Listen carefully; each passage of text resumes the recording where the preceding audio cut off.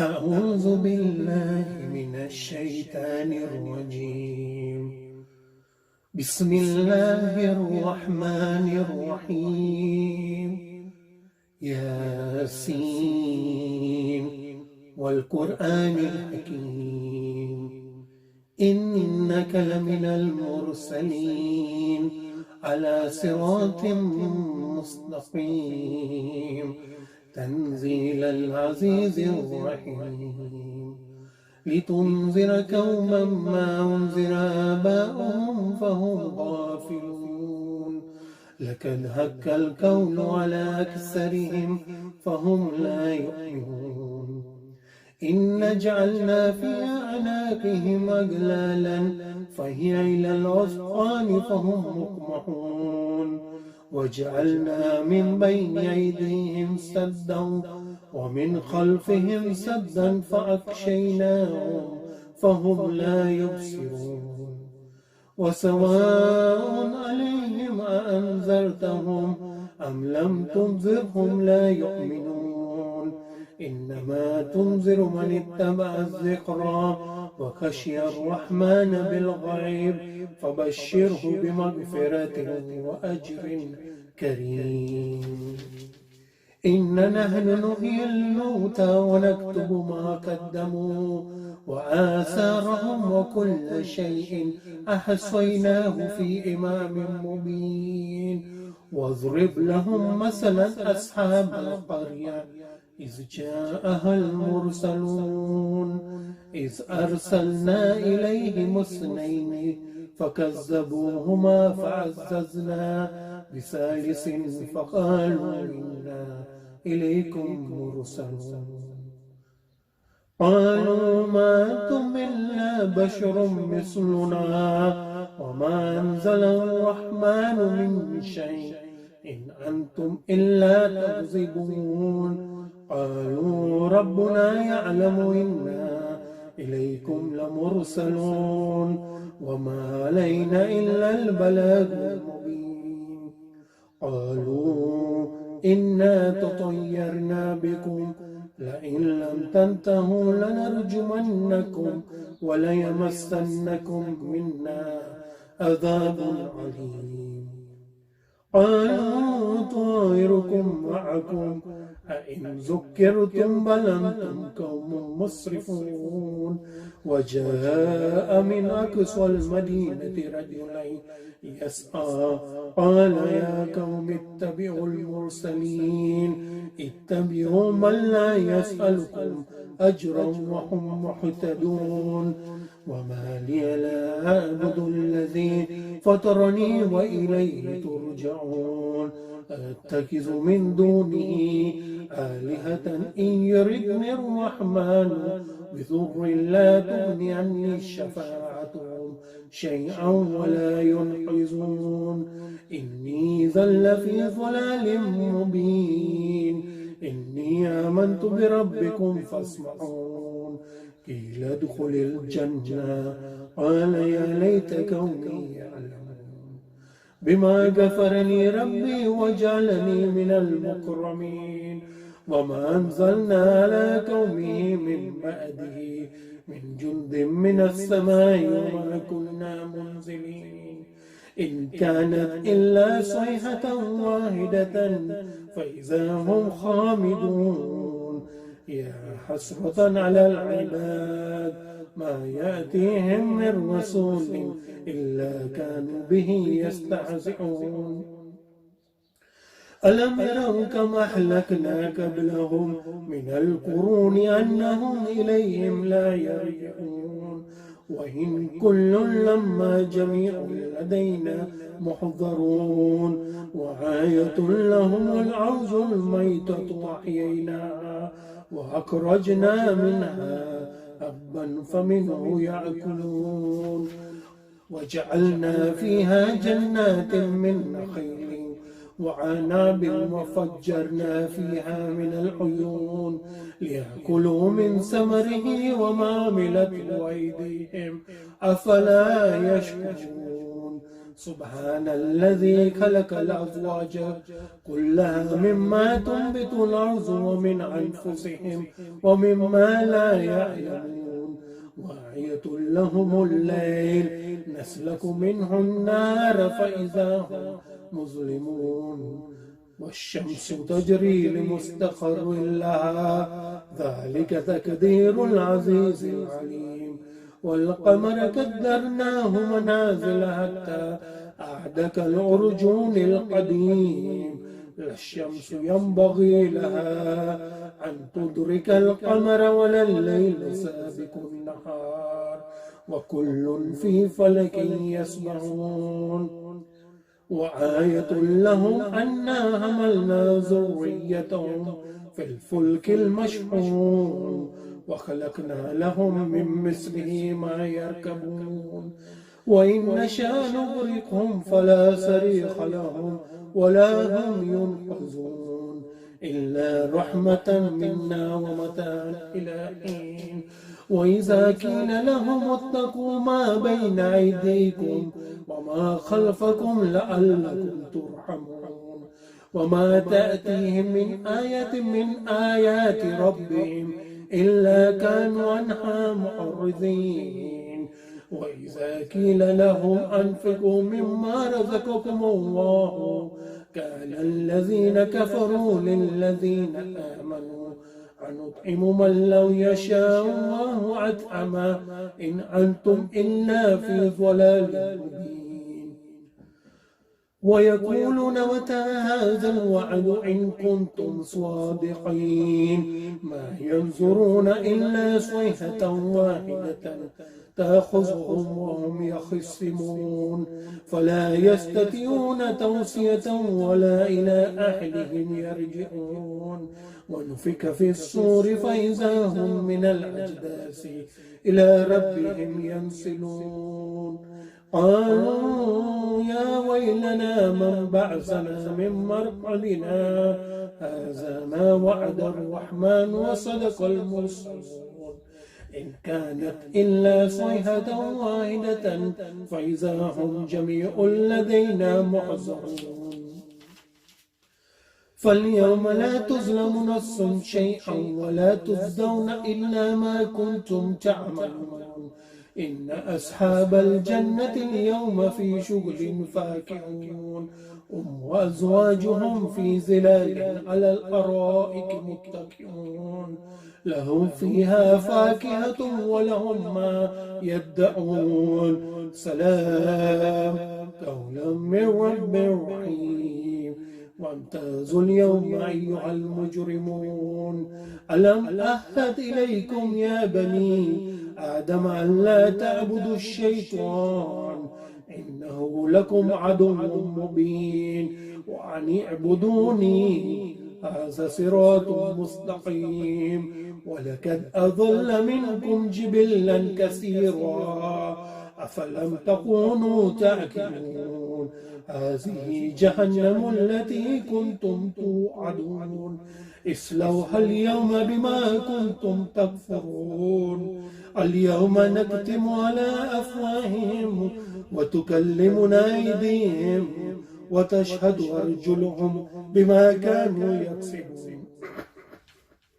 ولو نشاء لتمسنا على أعينهم فاستبقوا الصراط فأنى يبصرون ولو نشاء لمسكناهم على مكانتهم فما استطاعوا مضيا ولا يرجعون ومن نؤمره ننكسه في الخلق أفلا يعقلون وما علمناه الشعر وما ينبغي له إن هو إلا ذكر وقرآن مبين لينذر من كان حيا ويحق القول على الكافرين أولم يروا أنا خلقنا لهم مما عملت أيدينا أنعاما فهم لها مالكون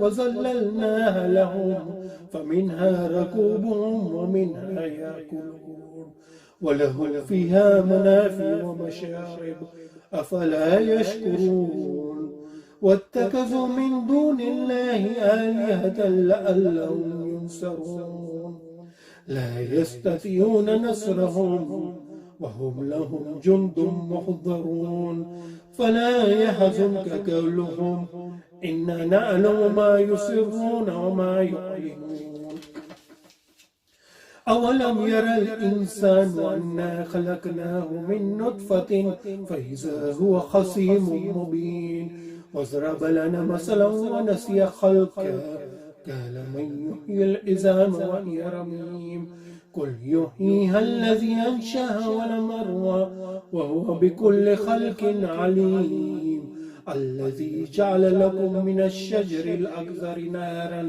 فإذا أنتم منه توقدون أوليس الذي خلق السماوات والأرض بقادر على أن يخلق مثلهم بلى وهو الخلاق العليم إنما أمره إذا أراد شيئا أن يقول له كن فيكون فسبحان الذي بيده ملكوت كل شيء وإليه ترجعون صدق الله العلي العظيم اللهم صل على محمد وآل محمد الفاتحة.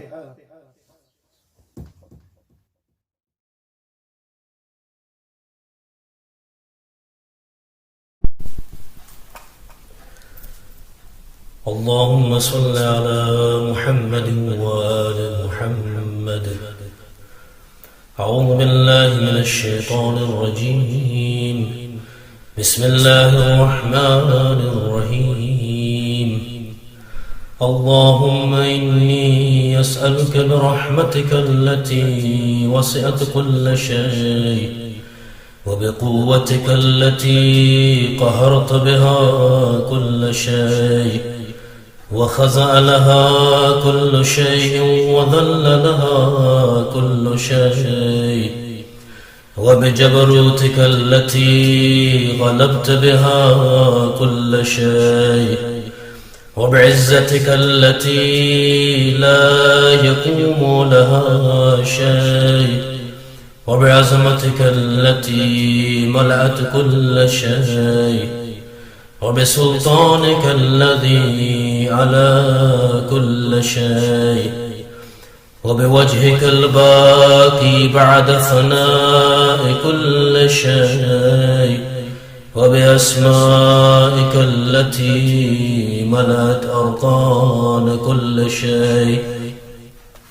وبعلمك الذي أحاط بكل شيء وبنور وجهك الذي أضاء له كل شيء يا نور يا قدوس يا أول الأولين ويا آخر الآخرين.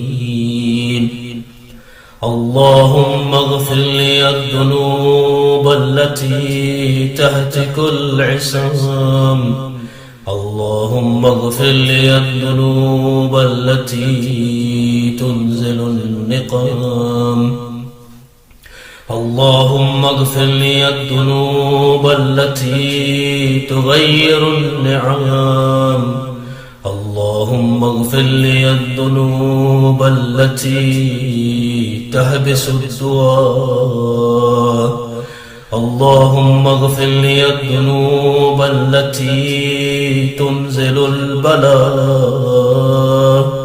اللهم اغفر لي كل ذنب أذنبته وكل خطيئة أخطأتها. اللهم إني أتقرب إليك بذكرك واستشفع بك إلى نفسك وأسألك بجودك أن تدنيني من قربك وأن تؤذيني شكرك وأن تلحمني ذكرك.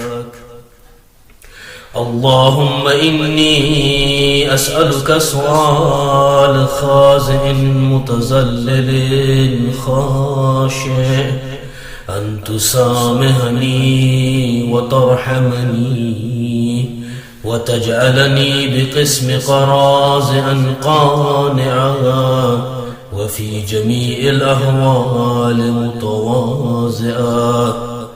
اللهم واسألك سؤال من اشتدت فاكته وانزل بك عند الشدائد حاجته وعظم فيما عندك رغبته. اللهم عظم سلطانك وعلى مكانك وخفي مكرك وزهر عمرك وغلب كهرك وجرت قدرتك ولا يمكن الفرار من حكومتك. اللهم لا عجد لذنوبي غافرا ولا لكبائه ساطرا ولا لشيء من عملي القبيح بالحسن مبدلا غيرك.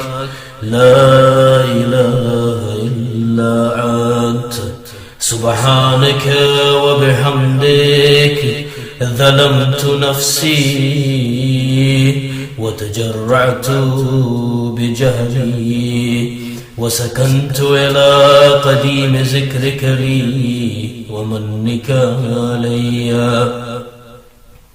اللهم مولاي كم من كبيه سطرت وكم من فاده من البلاء قلت وكم من إثار وقيت وكم من مكروه دفعت وكم من ثناء جميل لست أهلا له نشرتا.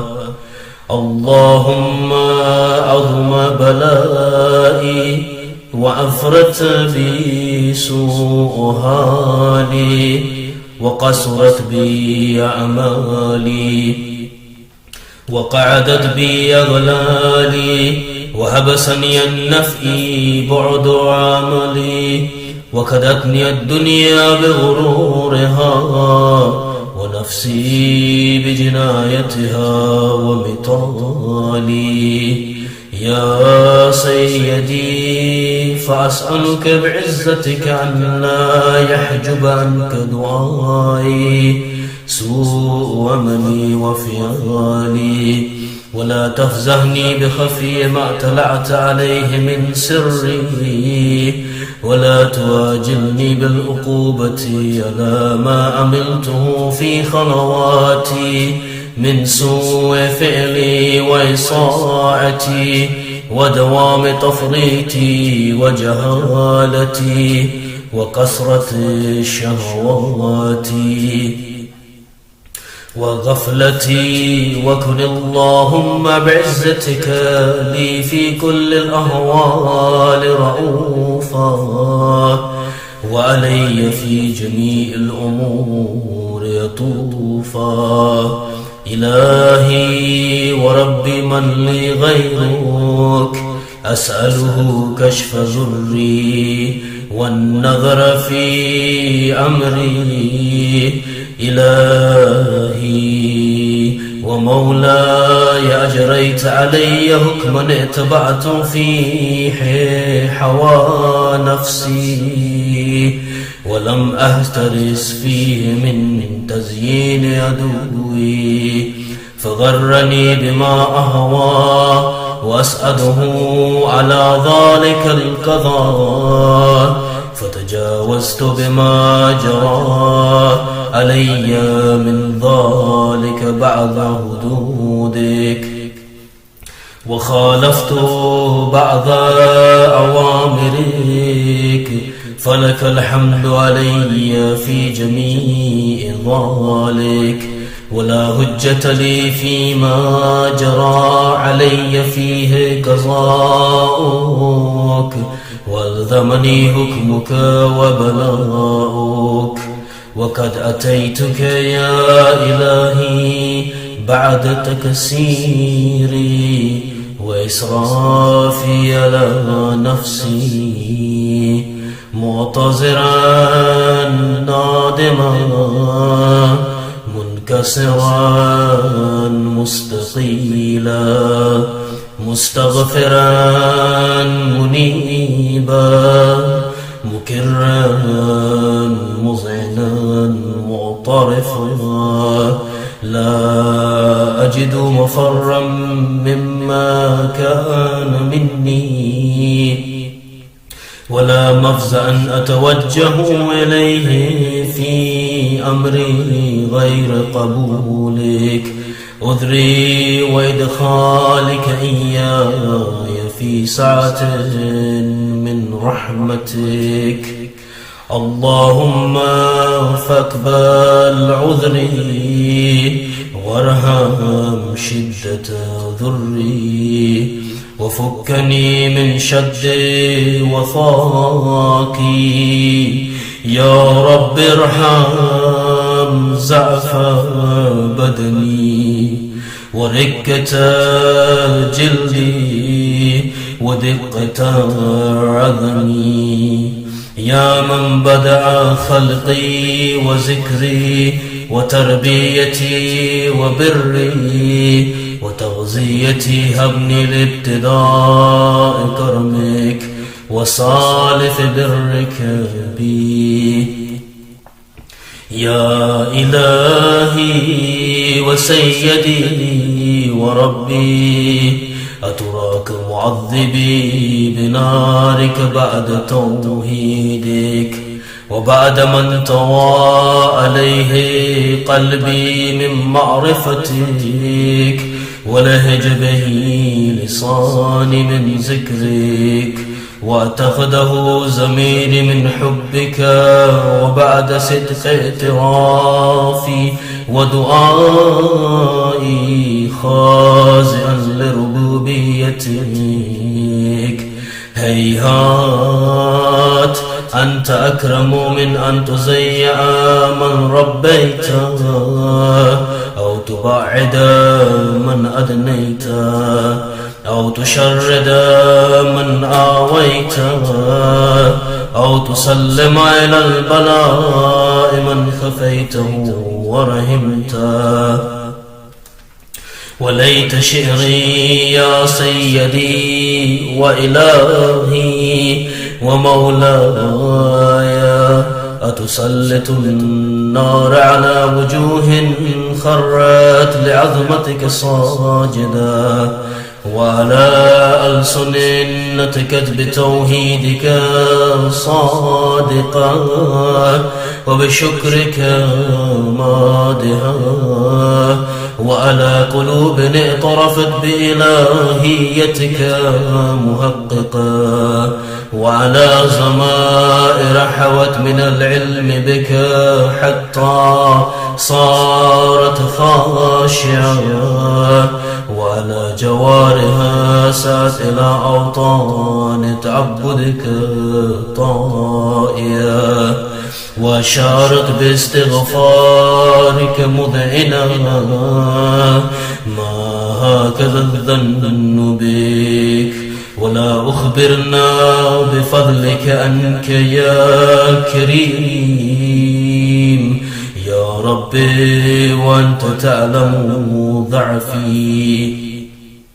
عن قليل من بلاء الدنيا وعقوباتها، وما يجري فيها من المكاره على أهلها، ألا أن ذلك بلاء ومكروه قليل مكسوه، يسير بقاؤه قصير مدته، فكيف اهتمالي لبلاء الآخرة وجليل وقوع المقاره فيها، وهو بلاء تطول مدته ويدوم مقامه ولا يخفف عن أهله، لأنه لا يكون إلا عن غضبك وانتقامك وسخطك،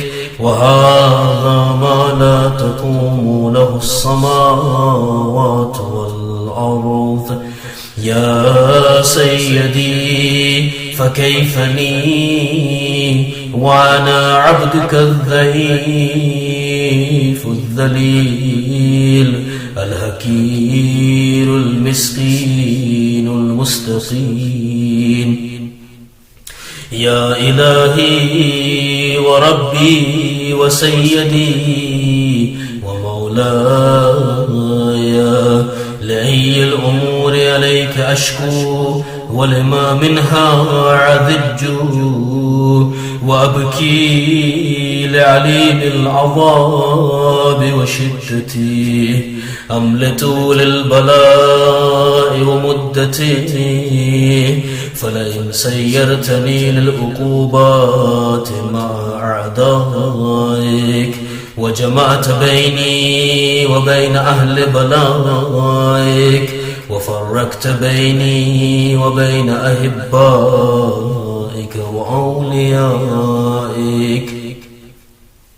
فهبني يا إلهي وسيدي ومولاي وربي، صبرت على عذابك فكيف أصبر على فراقك، وهبني صبرت على هر نارك فكيف أصبر عن النظر إلى كرامتك، أم كيف أسكن في النار ورجاء أفوك.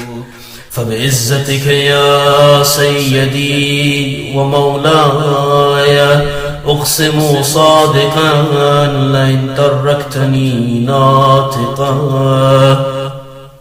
لأضجن عليك بين أهلها زجيج العاملين، ولا أصرخن عليك صراخ المستصرخين، ولا أبكين عليك بكاء الفاكدين، ولو نادينك أين كنت يا ولي المؤمنين، يا غاية أعمال العارفين،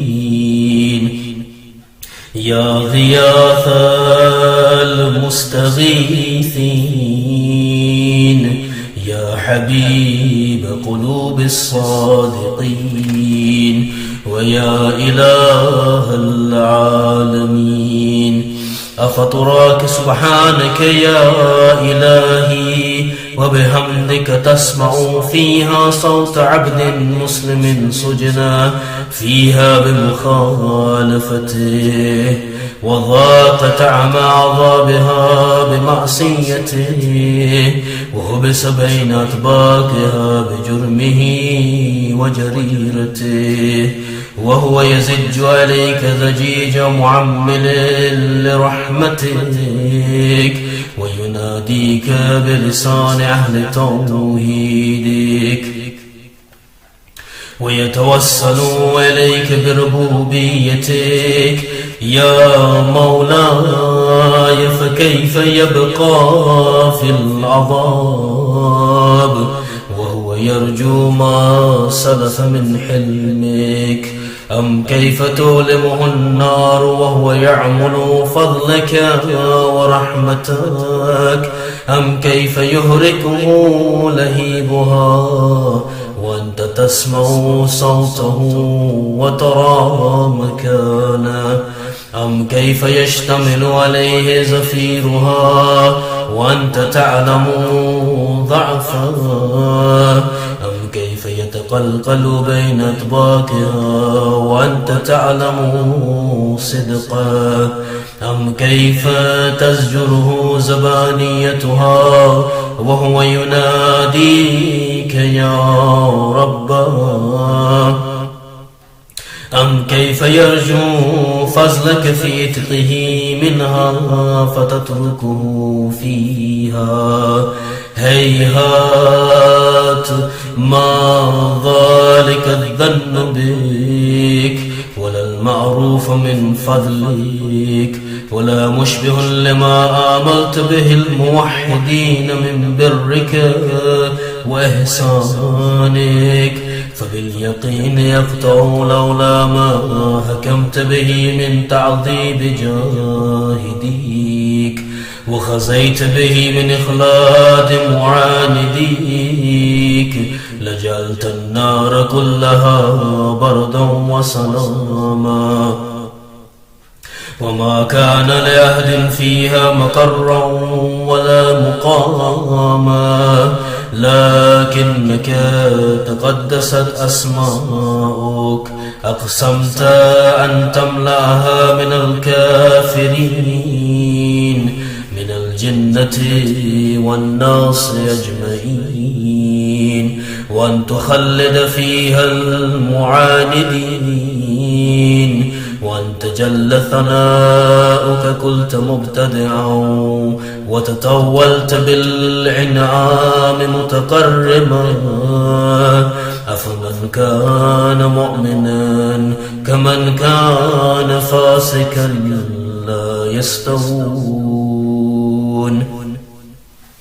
إلهي وسيدي فأسألك بالقدرة التي قدرتها، وبالقضية التي حتمتها وحكمتها وغلبت من عليه أجريتها، أن تهب لي في هذه الليلة وفي هذه الساعة كل جرم أجرمته، وكل ذنب أذنبته، وكل كبيه أسررته،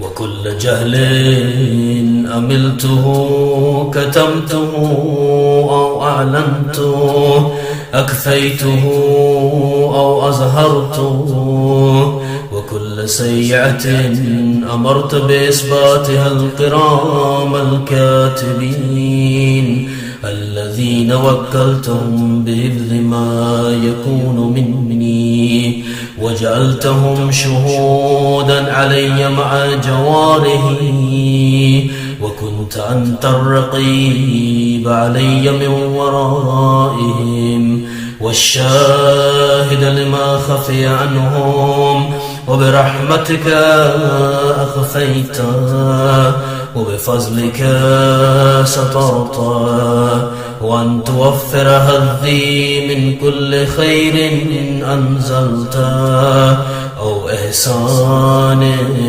فضلت أو بر تنشر أو رزق تبسط أو ذنب تغفر أو خطأ تسهر.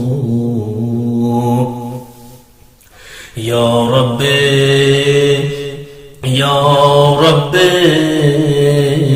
يا رب، يا إلهي وسيدي ومولاي ومالك رقي، يا من بيده ناصيتي، يا عليما بزري ومسكنتي، يا خبيرا بفكري وفاكتي، يا ربي يا ربي يا رب، أسألك بحقك وقدسك وأعظم صفاتك وأسمائك أن تجعل أوقاتي من الليل والنهار بذكرك معمورا، وبخدمتك موصولا، وأعمالي إنك مقبولا. حتى تكون أعمالي وأورادي كلها وردا واحدا، وهالي في خدمتك سرمدا. يا سيدي يا من عليه مؤولي، يا من إليه شقوت أهوالي، يا ربي يا ربي يا رب، قوي على خدمتك جواره، واشدد على العظيمة جوانه، وهب لي الجد في خشيتك والدوام في الاتصال بخدمتك، حتى أسرها إليك في ميادين السابقين، واسرها إليك في المبادرين، واشتاق إلى قربك في المشتاقين، وأدنو منك دنو المخلصين، وأخافك مخافة الموقنين، واجتمع في جوارك مع المؤمنين.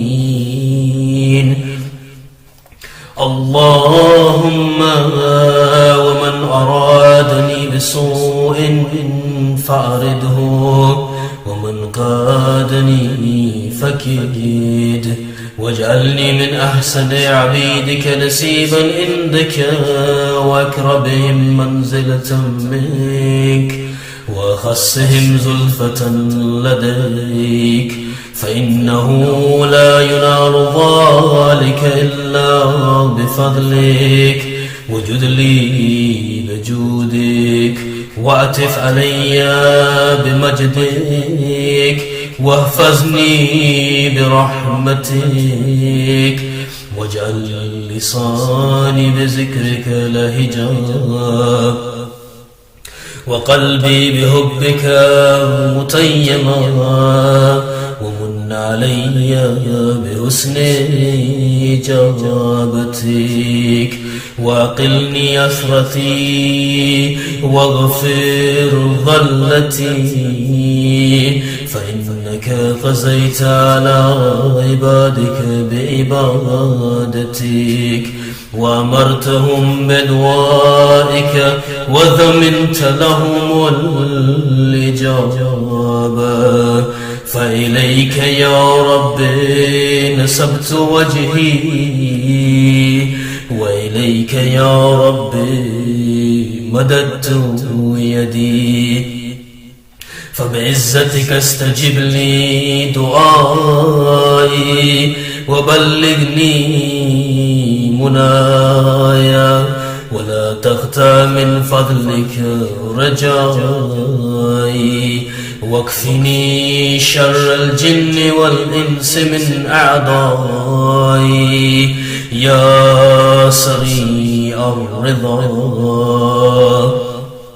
اغفر لمن لا يملك إلا الدعاء، فإنك فعال لما تشاء، يا من اسمه دواء وذكره شفاء، وطاعته غنى، ارحم من رأس ماله الرجاء، وسلاه البكاء، يا صابغ النعم، يا دافع النقام، يا نور المستوحشين في الظلام، يا عالما لا يعلم، صل على محمد وآل محمد، وافعل بي ما أنت أهله، وصلى الله على رسوله والأئمة الميامين من آله، وسلم تسليما كثيرا كثيرا. اللهم صل على محمد وآل محمد. سورة أعوذ بالله من الشيطان الرجيم. بسم الله الرحمن الرحيم. الحمد لله رب العالمين بارئ الخلائق أجمعين وباعث الأنبياء والمرسلين الذي بعد فلا يرى وقرب فشهد النجوى تبارك وتعالى.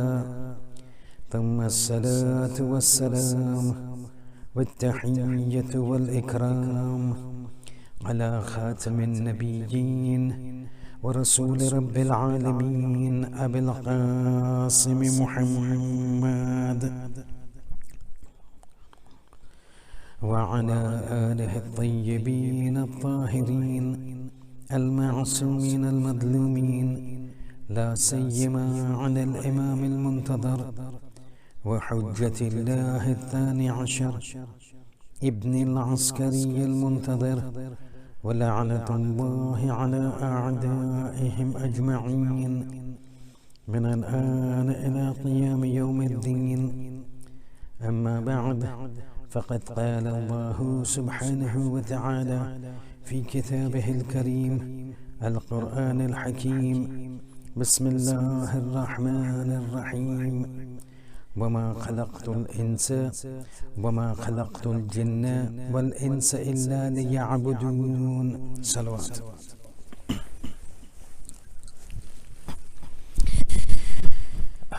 Continuing with our discussion on the ubudiyyat of Allah subhanahu wa ta'ala, and how an individual needs to be an abd of God, subservient to God, servile before God, obedient to God, and embarking on the worship of Allah subhanahu wa ta'ala. And this, we continue the series. Probably we'll try to complete it this week, this lecture, or probably the next one. However, today being the 2nd of July, an important signposting date that I need to highlight before you, and that is that 2nd of July, we are into the month of July, and we are now into, inshallah, the home stretch of my resident alimship in the Peterborough Jamaat, because end of July my contract terminates, and inshallah I shall be no longer associated as a resident alim at Peterborough Jamaat. And so in the last few majalas that we've got, it becomes important that I highlight to you, and you need to take focus of the fact that I will be revisiting and highlighting some of the most important things that you need to be aware of when it comes to the religion of God. And so the last few majalas that we've got before the end of this month and up to the end of this month will focus on those very important points of the 6 years of my Tabligh efforts, which I would want you to keep with you and retain with you long after I have gone. And one of those important things is coming as part of the ubudiyyat of Allah subhanahu wa ta'ala. If you remember, in the previous lectures we had been discussing about the importance of ubudiyyat, the importance of being subservient in obedience to Allah subhanahu wa ta'ala.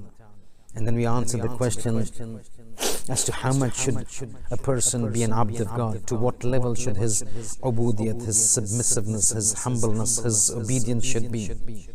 And then we explained that verse of the Quran which says the Holy Prophet is being told by Allah, وَعَبُدْ رَبَّكَ حَتَّى يَعْتِيَكَ الْيَقِينَ. You exhibit ubudiyyat and be my abd to that level that you achieve a yaqeen. يَعْتِيَكَ الْيَقِينَ, till you reach the state of yaqeen. And then we asked and we'd answered the question, when you say reach the state of yaqeen means what? But again, Allah in Surah Takathur says, لَوْ تَعْلَمُونَ عِلْمَ الْيَقِينِ لَتَرَوُنَّ الْجَحِيمِ. That means when a person reaches the state of yaqeen, he is now in a state where all his batin faculties now open up, just as his zahir faculties are open. So the zahir faculty of sight, the eyes are open. When the state of yaqeen is reached, the batin faculty of sight opens out, the batin eye, and the batin touch, and the batin sensation of feelings, and the batin sensation of hearing, and the batin sensation of all the five faculties that we've got at zahir. And having said that, then we had to answer the question as to what then, how do you achieve this ubudiyat, and what are those things that can show that we are the abd of God and we are the ubudiyat of God, in addition to refraining from committing sins. And at that time we had said one of the things was the exhibition and manifestation of ubudiyat is to perform sajdas and long sajdas.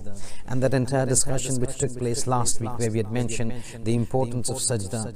Why is it so important? Because this is the most closest position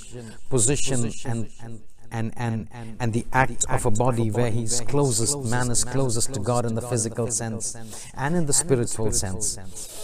More so in the spiritual sense. And then we explained that how people have achieved greatness by means of these sajdas, and finally we discussed what is the best way of sajda, and then we talked about the incident of Hadrat Musa, why he was made the Kalimullah, and then the incident of Hadrat Ibrahim alayhi salam, why he was made the Khalilur Rahman, and the specific sajda that they would do, that placing not only the forehead onto the ground, but also the right cheek and the left cheek. Having reached that, we now move forward, because at that time I said I will present before you two things that manifest a person's ubudiyat towards Allah subhanahu wa ta'ala. So sajda done, we're coming now to the second part. Now, in order to understand the second exhibition of ubudiyat before God, there's one thing that we need to understand. Every time it is not you want to exhibit love, you want to exhibit affection, you want to exhibit respect and esteem and deference towards an individual, one way is to do it directly to him. Exhibit love, affection, esteem, deference, ihtiram to that individual. That is a manifestation of person's love and affection and liking for it. There's another way of doing it, which is not related directly to that person. So you want to show somebody that you'll care for him and you love him and you respect him, and fulan. In addition to showing it directly to him, the same thing can be achieved by showing the love and respect not to that individual, but to someone whom that individual loves and likes and respects. So for example, at times somebody wants to show his love and affection towards me, he will show the love and affection directly to me and respect directly to me. At time to show that he respects me, he will show respect to my children, because he knows I love my children. I'll give you an example. It goes with everybody individual, not just me. So at times it's not the individual who needs to be shown respect and deference. At times somebody whom this individual loves and respects and cares for is shown the love and respect. This individual will assume and will accept that individual, because of showing his love and respect towards individuals that I love, has in fact shown his love and respect towards me. When you take this concept in the domain of Allah subhanahu wa ta'ala, one way of showing ubudiyat is to go towards Allah subhanahu wa ta'ala. Put your head into the sajda before him, the most lofty position of a person's body, onto the basest position in the world, the earth, showing God, I'm submissive to you, this is my respect to you. But another way is not just showing it only to God, but showing it to somebody whom God loves and respects and cares for and affectionate towards. And that is the family of the Ahlul Bayt. And that is why they are referred to, you remember in one of the majalis we said, they are referred to as Babullah. Everything you want to go reach God is through them. And everything that God wants him to reach out to us goes through the Ahlul Bayt. And in today's time, that fundamental entity is the existence and the holy existence of Hujjat ibn al-Hasan al-Askari, Imam Zaman alayhi salatu wassalam. And so at times you want to show your ubudiyat to God. You don't show it to him directly. You show your love and respect and deference to the Ahlul Bayt, and God will consider that you have done this for me. And one of the things that the Riwayat says, by means of which you can show your love, your respect, your esteem, your ihtiram, your affection towards the family of the Ahlul Bayt is something that is very, very understated and looked upon not with great respect, not out of bi-ihtirami, but out of nonchalance. And that aspect is the concept of salawat. Rawats are numerous, explaining that you want to show your love towards the Ahlul Bayt. One of the best ways is to send salawat upon the Holy Prophet and the Holy Family. This salawat is in my opinion one of the most understated and under-accepted act of ibadat in the entire Islamic fold. And I say it understated because the rank of the salawat is of such greatness that commensurate to the rank we do not attach that importance to salawat. This salawat holds the key to so many things, and today I will explain to you. Because when I'm leaving, I need to leave behind certain things with you that are the core, that I would want you to do it because I follow them myself. And get my family to follow them myself. This salawat has got such far-reaching and profound and in-depth impact on a person's life, whether it's in this world or the hereafter, whether for himself or for others. Ajab, this is how. There's certain things that you do that are beneficial to you. You take medicines, paracetamol, your head is paining, you take paracetamol, that helps you. It doesn't help somebody who's close to you or is near you. But there are certain acts of ibadat that when you do, it is also beneficial to the others. It's like a perfume, fragrance. So you apply perfume, you're applying it to yourself. But the effects are being felt by people who are not you, who are next to you, as opposed to paracetamol.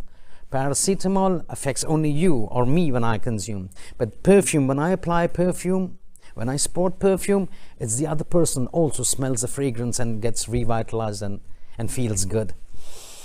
Salawat is like this. Not only for ourselves, which I will come, but also for the others. So listen to this incident. There's an incident about an old woman and a young daughter. They used to live together. For some reason, this young daughter dies early in her youth. Now, the only daughter of an old woman was very difficult for the lady. So this daughter dies, she's buried away, the mother is weeping, the mother was crying, Fulan, Fulan, my only daughter, my only support in the youth taken away from me. One of the nights as she was sleeping, she sees the daughter in her dreams, the mother. As she sees in her dreams, she's stunned because she sees the daughter in a state of adhab, completely head to toe in a very bad state, in a very torturous state, being punished.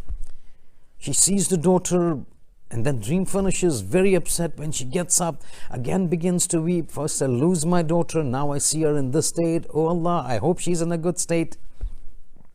And then istighfar goes and du'as goes and fulan.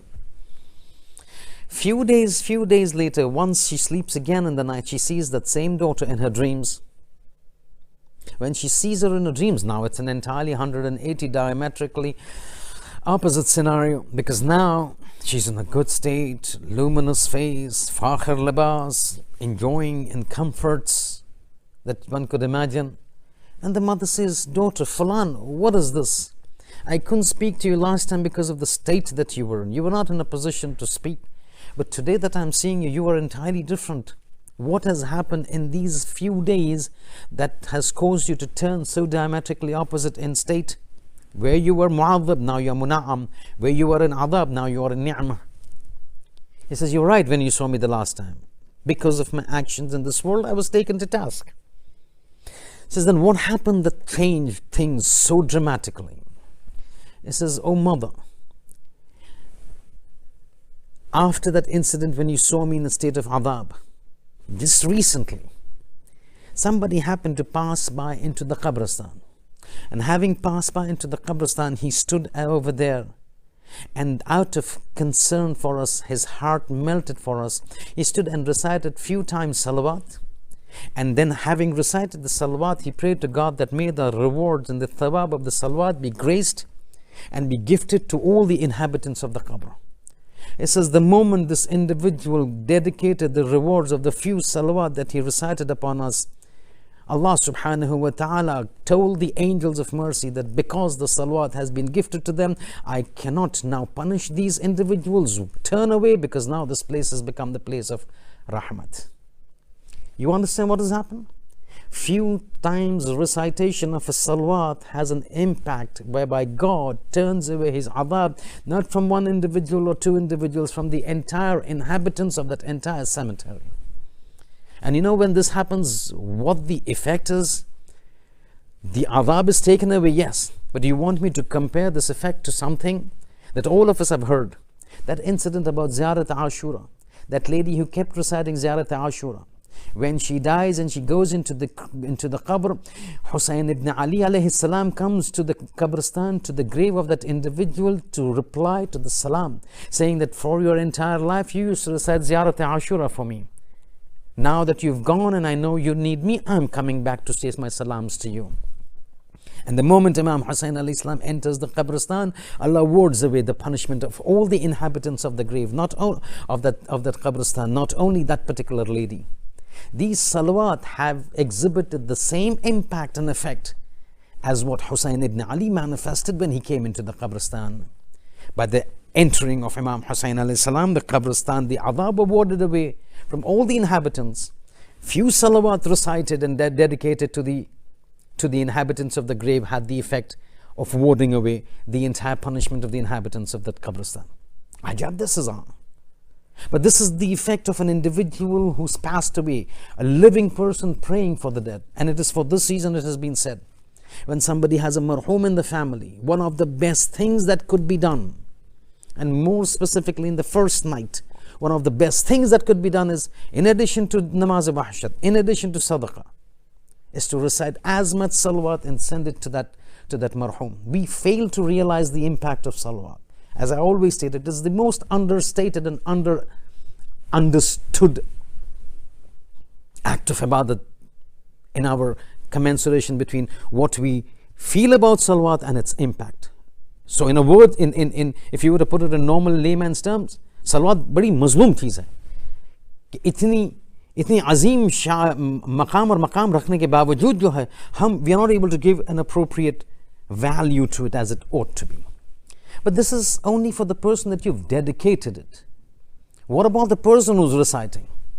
This salawat has the impact not only in this world but also in the akhirat. So let me first start with the akhirat and then we'll come back to this world. And the riwayat is ajib when it comes to salawat upon the family of the Holy Prophet. Allahumma salli ala Muhammadin wa ala Muhammad. Riwayat say, one of the impacts of this salawat in the akhirat is the forgiveness of sins. And what forgiveness of sins? What forgiveness of sins? The riwayat says, Man salla alayya marratan. The Holy Prophet is saying, Man salla alayya marratan lam yabqa min ad-dhunubi dharratan. Ajab, this is. It says, somebody were to recite with khulus and understanding about who I am and my family, were to recite Man salla alayya marratan. If somebody were to recite salawat upon me and once, marratan, once, lam yabqa min ad-dhunubi dharratan. Not will remain of the sins on this individual even an iota, dharra. Marratan, once. Whoever recites upon me salawat once, lam yabqa, shall not remain, min ad-dhunub, from the sins, dharratan, not even an iota of sins will remain. The effect of salawat in erasing and deleting the sins of an individual. But you want to see where this goes, and I'm conscious of the time, and we don't want to take it very long. But you want to see where there are numerous traditions. It says salat is noor in the qabr, salat is noor on the sirat, salat is noor in paradise. This got a massive meaning. What does noor in qabr means? What does noor in sirat means? This traditions explain what does these mean. What does noor in paradise means? We're not going into detail, otherwise we will overshoot the time. But Quran, the Holy Prophet says, As-salatu nurun fil qabr. It is nur in the qabr, nur on the police sirat, nur in paradise. But I want to just skip and take you to the ultimate. So you started off with no sins remaining if a person recites salawat once. You want to see the other end of the extreme? So listen. Ajab riwayat. And you know, yeah, when it comes to the salawat, Quran says, Inna Allah wa malaikatahu yusalluna ala nabi. Allah and the angels send salawat upon the Nabi. Ya ayyuhalladhina amanu. Oh, you who believe, sallu alayhi wa sallimu taslima. So you also send salawat and salams upon the Holy Prophet. Meaning what? Allah also is sending his salawat, mercy upon the Holy Prophet. The angels are sending the salawat upon him. And we've been asked, because these two entities are doing, O mu'minin, you also need to follow suit. The Holy Prophet is saying now, that should you recite salawat upon me, what rewards and what compensation God will turn back to you and give you. So listen to this tradition. It says, the Prophet says, Man salla alayya marratan. Ajab, these things ayah. It says, Man salla alayya marratan. Whoever sends one salawat upon me, sallallahu alayhi ashran. Allah will send 10 of his salawat upon that individual who's reciting the salawat upon me once. So somebody recites upon me once, God turns and recites 10 salawats for that individual. Then the Holy Prophet continues, وَمَنْ صَلَّ عَلَيَّ عَشْرًا صَلَّ اللَّهُ عَلَيْهِ مِئَةَ مَرَّةٍ. Whoever recites upon me 10 salawat, Allah will turn and recite upon him 100 salawat. It says, وَمَنْ صَلَّ عَلَيَّ, and whoever recites upon me 100 salawat, God will turn and recite upon that reciter 1,000 salawat. See how it's going? Once, 10. 10 upon me, 100 by God. 100 upon me, 1,000 by God. If somebody were to recite 100 salawat upon me, God will recite 1,000 salawat upon him. And now the tone changes of the riwayat. So 1 to 10, 10 to 100, 100 to 1,000. So if somebody recites 100 times salawat upon me, the Prophet says, God will send 1,000 salawat upon him. Now the Prophet tone changes. He stops the calculation and he just mentions one. Says, you can't understand how it goes. Now understand. وَمَنْ صَلَّ عَلَيَّ أَلْفًا. Whoever recites upon me 1,000 salawat, لَمْ يُعَذِّبُهُ اللَّهُ بِالنَّارِ أَبَدًا. If somebody were to recite 1,000 salawat upon me, Allah will never punish this individual on the day of judgment by means of fire. Ajab, this is how. And this salawat we take it so nonchalantly, so casually. It probably could be one of the most important mustahab acts ever prescribed in Islam. But we take it to be so nonchalantly. This is the key to change things. 1,000 salawat means, you know what? 10 tasbih. Each tasbih takes 5 minutes. If you sit in one place for 50 minutes, you have got yourself saved from the punishment of the fire of hell. Because this is the guarantee, this is the warranty, this is the yaqeen given by the Holy Prophet. 1,000 times upon me, lam yu'adhibhu Allah bin nar abada. God will never punish him by means of fire. Abada. Ever. So this, on one hand you get sins forgiven, on the other hand the extreme. God says, I am now intervening when it comes to you, because you are reciting the salawat upon my Nabi and his family. But this is in terms of the akhirat. But we live in the world. We can't ignore the world. We can't ignore the vagaries of the world. We can't ignore the adversities and calamities and the imtihan of God upon this earth. And so the tradition, now very succinctly, riwayat tell us that salawat plays a massive role in 3 things. Amongst the others, I'm singling out 3 things because of the impact that it has on our lives based on the riwayat and the seerat of the ulama. So it's first thing, very quickly, very short. First thing that salawat has an impact is on a person's rizq. Numerous traditions says people would come to the Masoom, we're having problems, penury, poverty, lack of funds, not able to make our ends meet, not able to, suffering from financial problems. And numerous times they would say, go recite salawat upon Muhammad wa ala Muhammad. So salawat has a major impact in increasing our sustenance and rizq. But it has to be a continuous effort. It has to be a constant effort, a persistent effort. Not कि एक दिवस बेसने बेतस्बीह काट लिया पछि for the entire year you're not worried about it. A consistent recitation of these salawat and you will see the impact. So one, very quickly. Point number 2, impact of salawat upon our lives in this world is specifically, the riwayat says, singles out the concept of marriage. Nikah. So somebody having problems with nikah, one solution, recite as much as possible, akthiru, as much as possible, send salawat upon the Holy Prophet and his family. Helps out in individuals who want to get married but are not able to get married. One, helps out in the case of parents who are worried about the marriage of their sons. Two, helps out for the parents who are worried about the marriages of their daughters. This is one of the most troublesome aspect for a parent. The nikah, the marriage of a child. And the solution to this is the salawat. Send as much as salawat as possible, as much as salawat as possible. And you will see the Ahlul Bayt come in and step in into our problems. Once they step in, no problem remains a problem. With the arrival of the Ahlul Bayt, there is no problem remaining. It's like with the arrival of light, there is no darkness. With the arrival of darkness, with the arrival of light, when there is no darkness. Similarly, with the arrival of the Ahlul Bayt, there is no problem. Look at that state.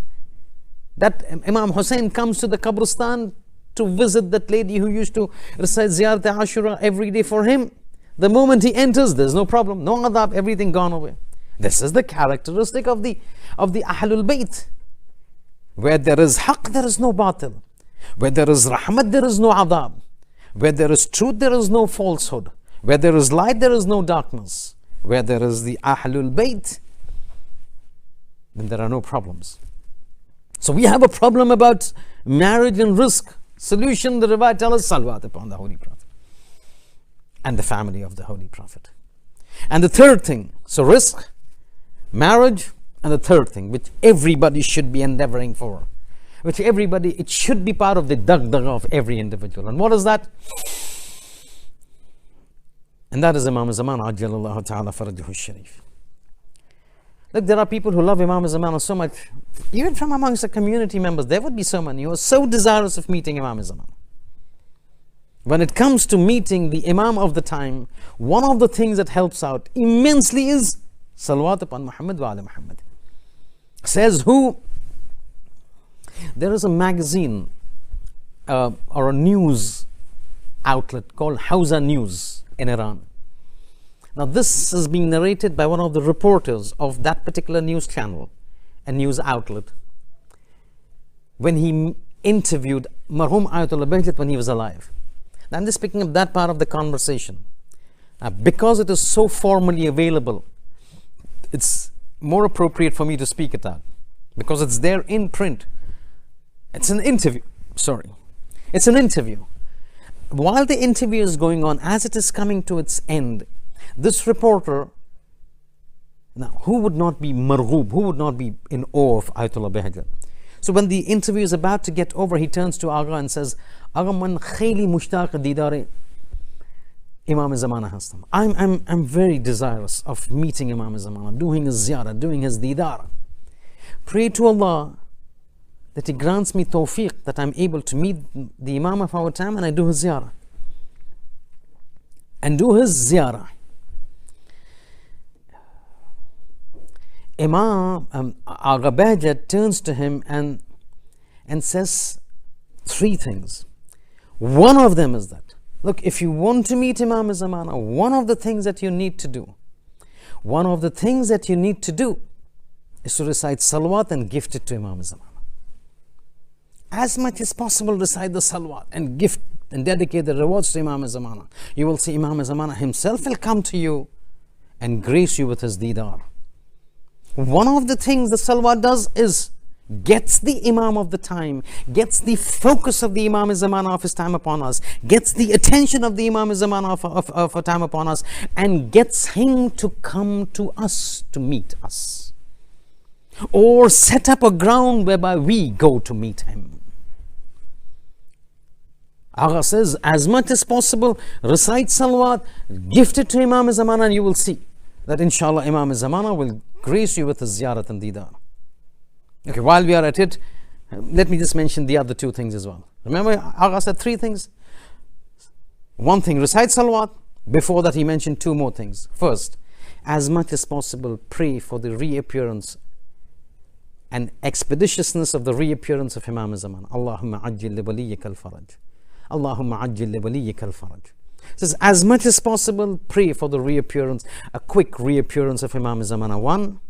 Second thing, he said, now that you're living in Iran, make sure that you visit Jamkaran as much as possible.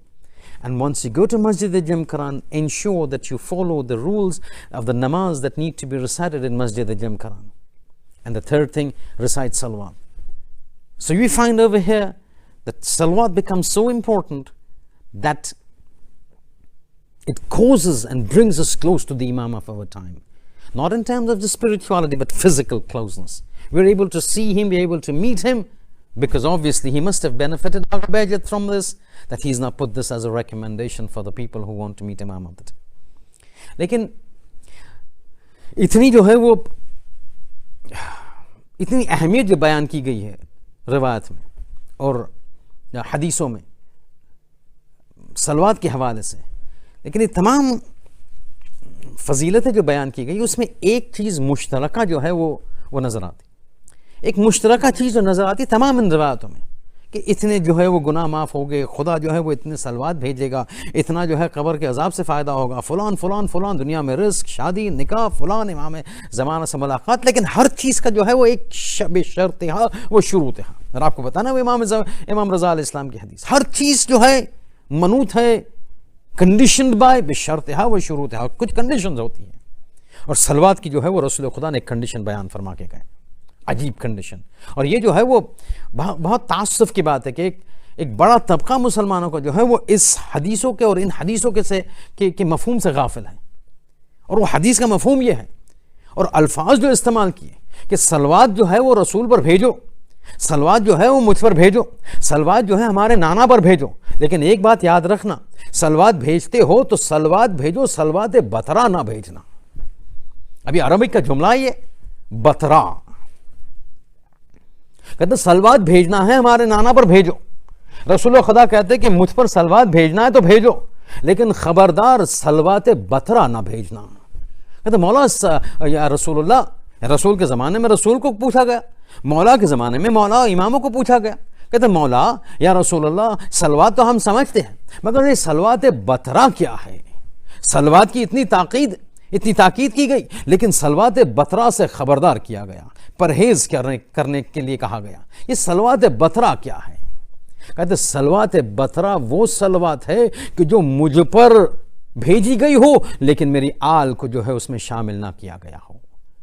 सलवात हो अल्लाहुम्मा सल्ली अला मोहम्मद, जिस तरह एक बड़ा तबका मुसलमानों का कहता है हज़रत इब्राहिम को जो है वो सलवात भेजी जाएगी, रहमत जो है वो का तकाजा किया जाएगा, रसूल पर तकाजा किया जाएगा, लेकिन आल को जो है वो भूला जाता है। रसूल खुदा ने कहा सलवात भेजो मुझ पर, बहुत फ़ायदा होगा, लेकिन सलवात बतरा ना भेजना। सलवात बतरा वो सलवात है कि जो मुझ पर तो है, लेकिन मेरी आल को उस सलवात से जो है इंसान मुनक़ते कर दे। अगर मेरी आल को मुनक़ते कर दे तो फिर ये सलवात का कोई फ़ायदा ना होगा, कोई जो है वो इसकी फ़ज़ाइल हासिल नहीं होगी। मुझे मेरी आल से जुदा करने के वजह से तुम्हें कोई फ़ायदा इस सलवात का नहीं मिलेगा। सलवात पढ़नी है तो जो है वो पूरी तरह पढ़ो, अल्लाहुम्मा सल्ली अला मुहम्मद व आल मोहम्मद। मेरी आल को जुदा करके तुम्हें कोई फ़ायदा ना मिलेगा। सलवात का फ़ायदा उसी वक्त होगा कि जब मेरी आल को मेरे साथ जमा करके कामिलन सलवात हम सब पर भेजो, फिर देखो खुदा जो है तुम्हारी दुनिया और आखिरत को किस तरह सवार देता है। नतीजा क्या निकला? नतीजा ये निकला कि हम हमारी ज़िंदगी का एक दस्तूरुल अमल बना दे, एक ऐसा आइटिनरी बना दे, एक ऐसा जो है वो प्रोग्राम बना दे कि कम से कम दिन में एक तस्बीह जो है वो सलवात की ज़रूर हो, और कोशिश करे कि ये सलवात की तस्बीह जो है वो सेल्फिश होकर खुद के लिए ना रखे, کیونکہ خود کے لیے رکھنے کے لیے رکھتا ہے تو انسان جتنا پڑھتا ہے، جو اس کی معرفت ہے، جو اس کا یقین ہے، اسی کے انداز کا ثواب ملے گا. سیلفش نہ بنے، پڑھنے کے بعد رسول خدا کو ہدیہ کرے، امام زمانہ کو ہدیہ کرے، شہزادی فاطمہ کو ہدیہ کرے، اہل بیت کو ہدیہ کرے، پھر خدا جو ہے اس ناقص صلوات کو لیتا ہے. اور یہ علماء کہتے ہیں کہ جب انسان کوئی عمل کو معصومین کو ہدیہ کرتا ہے تو وہ عمل انسان کا ناقص ہے، کیونکہ انسان خود ناقص ہے. ہر غیر معصوم ناقص ہوتا ہے، یہ تو صرف معصوم ہے کہ جو ناقص نہیں ہوتا، کامل ہوتا ہے. جب ناقص انسان کی عبادت ہو تو وہ عبادت بھی ناقص ہوتی ہے، لیکن جب یہ ناقص عبادت معصومین کامل کی طرف ہدیے کے طور پر بھیجا جاتا ہے تو علماء کہتے ہیں کہ خدا اس ناقص عبادت کو لیتا ہے، اس کو کامل کرتا ہے، تمام شارٹ کمنگز کو نکال دیتا ہے، پالش کر دیتا ہے، رف ایجز کو، تاکہ this becomes commensurate with the status of the معصومین، اور پھر معصومین کے بارگاہ میں جا کے تقدیم ہوتا ہے. تو روایت تو اسی لیے علماء کہتے ہیں کہ کوئی بھی عبادت انجام دو تو سیلفش نہ بنو، ہدیہ کر دو معصومین کو، شہزادی کو ہدیہ کرو، چہردہ معصومین کو ہدیہ کرو، رسول خدا کو ہدیہ کرو، امام زمانہ کی زیارت کے لیے صلوات کی تسبیح پڑھ کر امام کو اس کا ثواب ہدیہ کرو، اور پھر دیکھیے کہ نتیجہ کیا نکلتا ہے. لیکن مسئلہ یہ ہے کہ آپ نے سنا رسول خدا نے کیا کہا، اتنے فضائل ہیں، اتنی چیزیں ہیں، لیکن اگر صلوات بطرہ ہے میری آل کو ساتھ میں نہ کیا تو پھر کسی صلوات کا فائدہ نہ پہنچے گا. یعنی بار بار ساری زندگی جو ہے وہ رسول خدا کہتے گئے، صرف محمد نہیں، صرف رسول خدا نہیں، آل ہی، محمد کی آل کو نہ بھولو، محمد کی آل سے محبت کرو، محمد کی آل سے جو ہے وہ کا احترام کرو، محمد کی آل کو محمد سے جدا نہ کرو. جس طرح محمد کا احترام ہے اسی طرح آل کا احترام ہے، جس طرح محمد کا احترام کرتے ہو اسی طرح میری آل کا احترام کرو.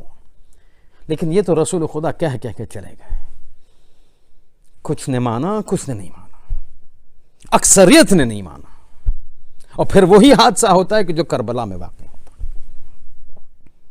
بار بار رسول خدا کہتے گئے، بار بار رسول خدا کہتے رہے، بار بار رسول خدا کہہ کے چلے گئے کہ میری آل کی طرف محبت رکھو، میری آل کے ساتھ محبت رکھو، ان کا احترام کرو. مگر کربلا میں ہر وہ چیز کے جو رسول خدا کہہ کے گئے پامال ہو چکا، نہ احترام کیا گیا، نہ محبت کی گئی. ارے لوگوں کو جو ہے وہ رسول کی آل کو کتنی مظلومیت سے جو ہے وہ دنیا میں شہید کیا گیا. اور ان شہداء میں سے ایک نمایاں شہید جو ہے وہ حضرت ابو الفضل العباس. بس ایک چھوٹے سے مصائب اور پھر جو ہے وہ آپ کی زحمت تمام. دیکھیں جب شب عاشور، روز عاشور نمودار ہوتی ہے، اور جنگ سے پہلے ایک مرتبہ حضرت عباس جو ہے وہ تمام اپنے بھائیوں کو جمع کرتے ہیں، اور ایک مرتبہ اپنے بھائیوں سے کہتے کہ دیکھو بھیا، بھائی لوگ، اور میرے بھائی، آج جو ہے وہ ہماری جو ہے وہ ہمارا امتحان ہے. ہمیں جو ہے وہ اس طرح کام انجام دینا ہے کہ قیامت کے دن جو ہے ہم فاطمہ زہرا کے سامنے جو ہے شرمندہ نہ ہو. آج ہمیں جتنا ہو سکے مولا کی دفاع کرنی ہے، اس طرح کرنی ہے کہ ہم جو ہے وہ سربلند سرفراز جو ہے وہ شہزادی فاطمہ کے سامنے جا سکیں. ایک مرتبہ تمام بھائیوں نے اپنے ہاتھوں کو لیا، گردنوں میں ڈالا اور پیمان بنایا کہ جو ہے آج ہم کچھ بھی ہو جائے لیکن امام کو جو ہے ہم ہماری وفاداری کی جو ہے وہ کا نمونہ اور نشانی بتائیں گے.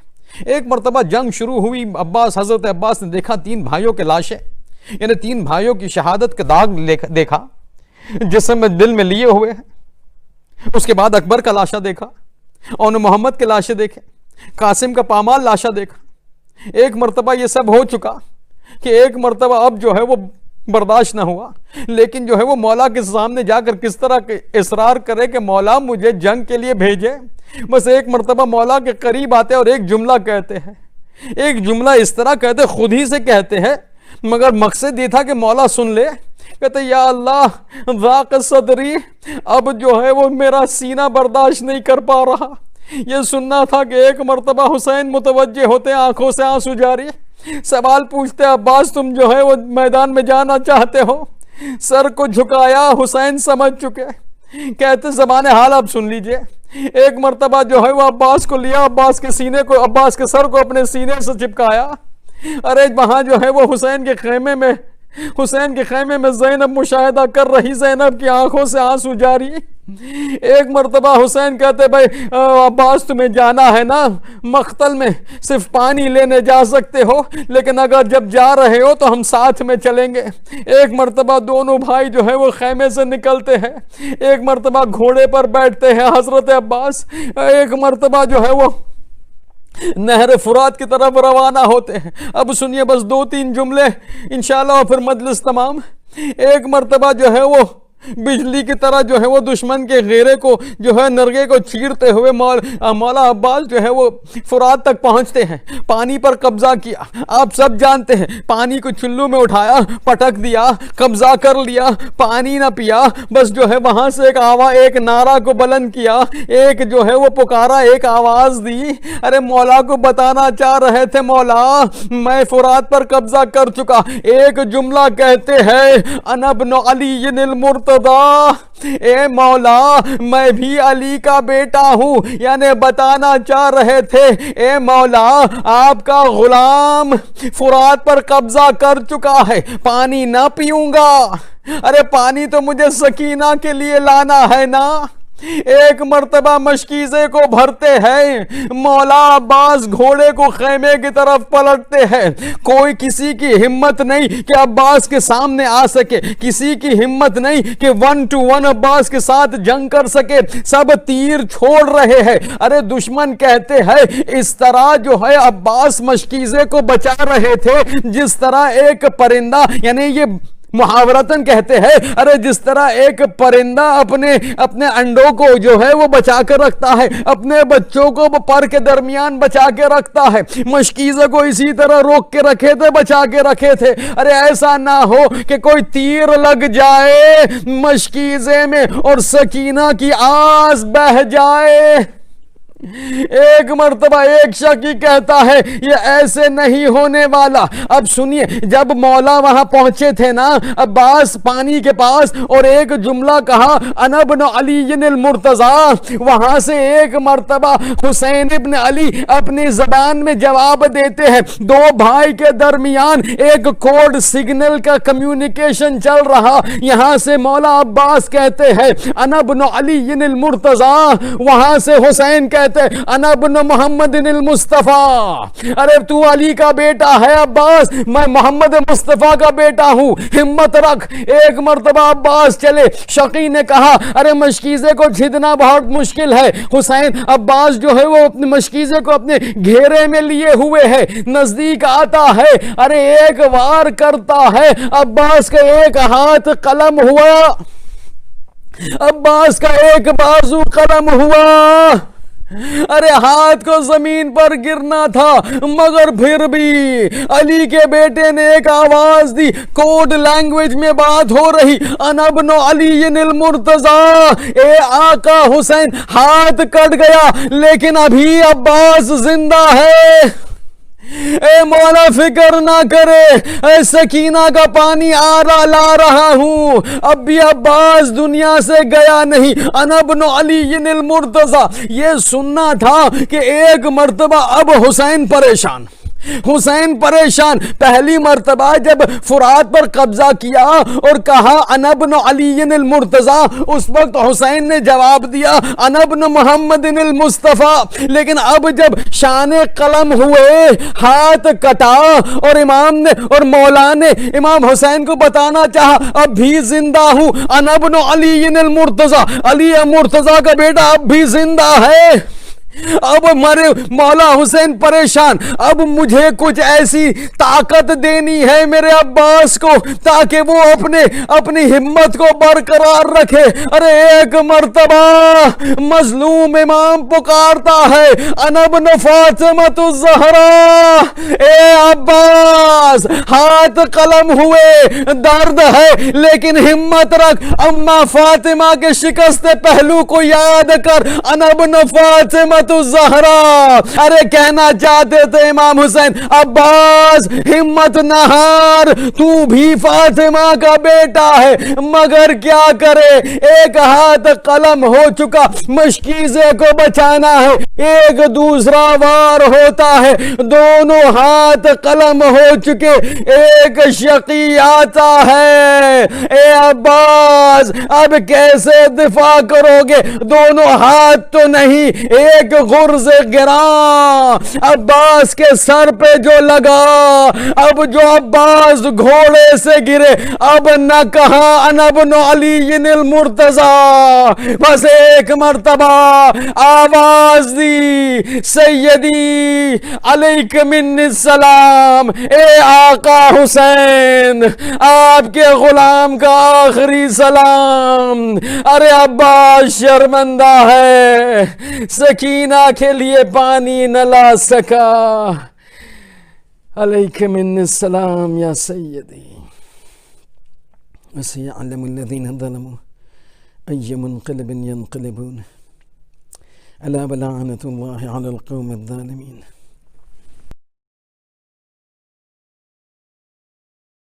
Salamun alaikum, Mu'mineen. Friday, 3rd of July, is the Wiladat day of our 8th Holy Imam, Imam Ali Riza alayhi salam. Allahumma salli ala Muhammadin wa ala Muhammad. Mu'mineen program commences at 8:30 p.m. with recitation of Hadith Kisa, followed by Wiladat Majlis by Sheikh Shahnawaz Sahib, Qasida, thereafter Ziyarat. Majlis will be live on our Hussaini Islamic Center website. Saturday, 4th of July, is the Imam Ali Riza alayhi salam, Allahumma salli ala Muhammadin wa ala Muhammad, birthday celebration quiz. Program commences at 7 p.m. with children's quiz, followed by Qasida. After Qasida will be the family quiz live on our Hussaini Islamic Center. Ruhani Majlis.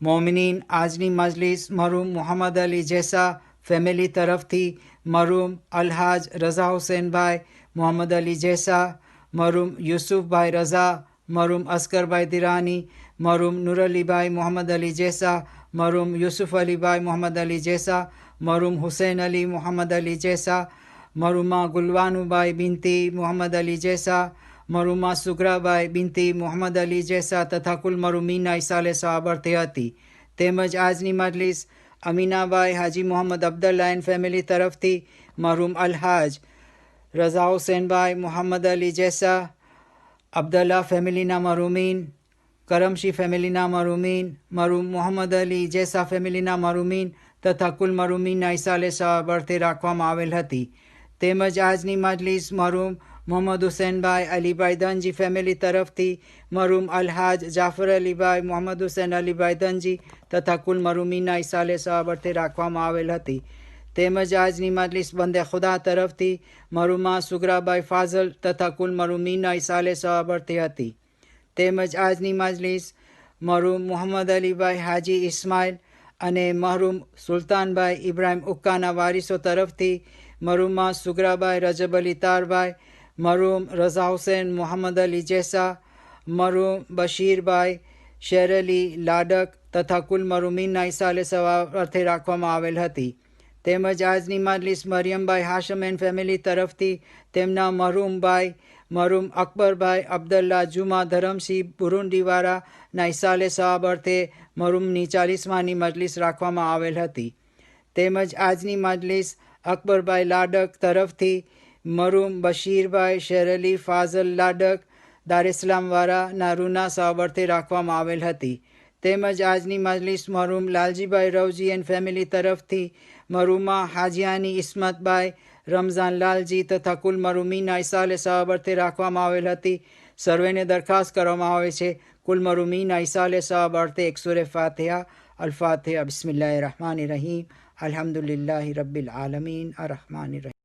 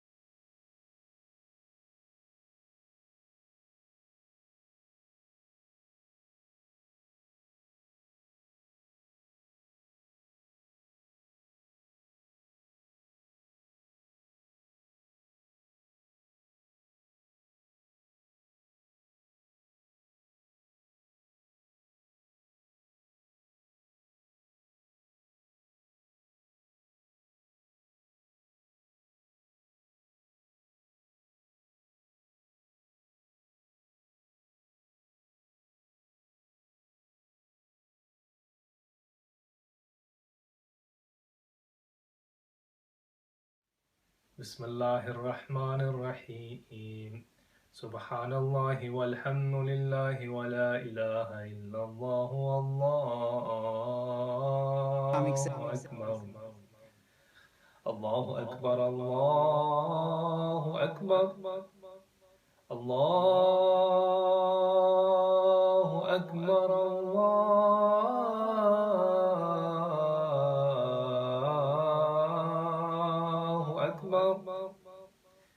أشهد أن لا إله إلا الله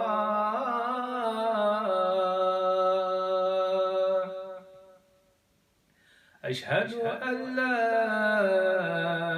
إله إلا الله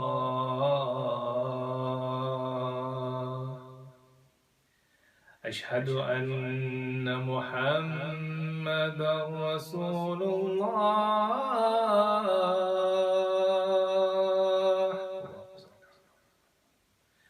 أشهد أن محمدا رسول الله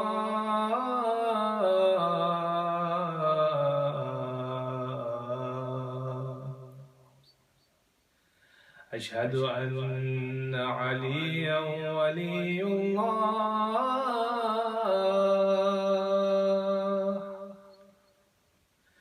أشهد أن عليا هنية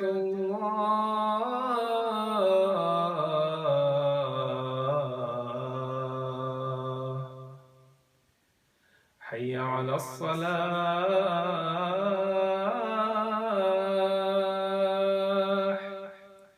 حي على الصلاة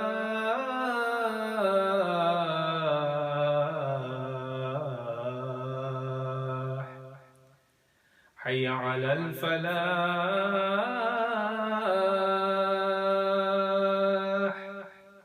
حي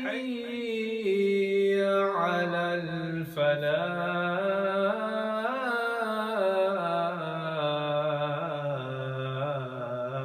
الفلاح حي على خير العمل حي على خير العمل الله أكبر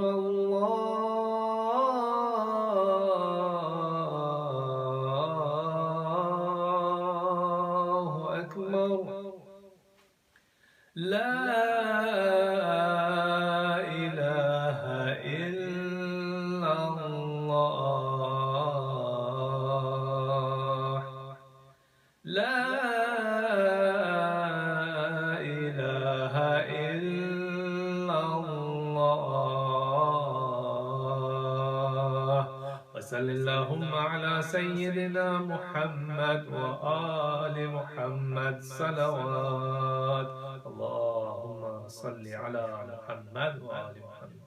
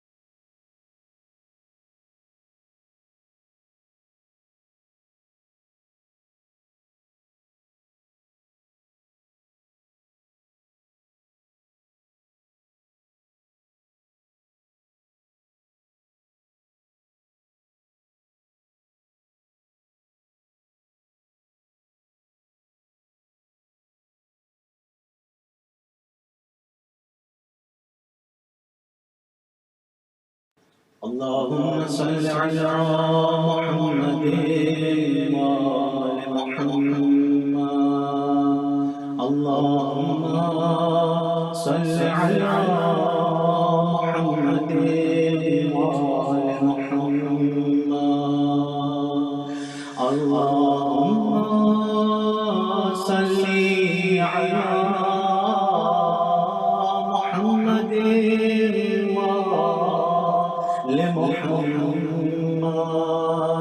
أزور سيدي ومولاي عبد الله الحسين نيابة عني وعن جميع المؤمنين والمؤمنات أحياء منهم والأموات قربة إلى الله تعالى.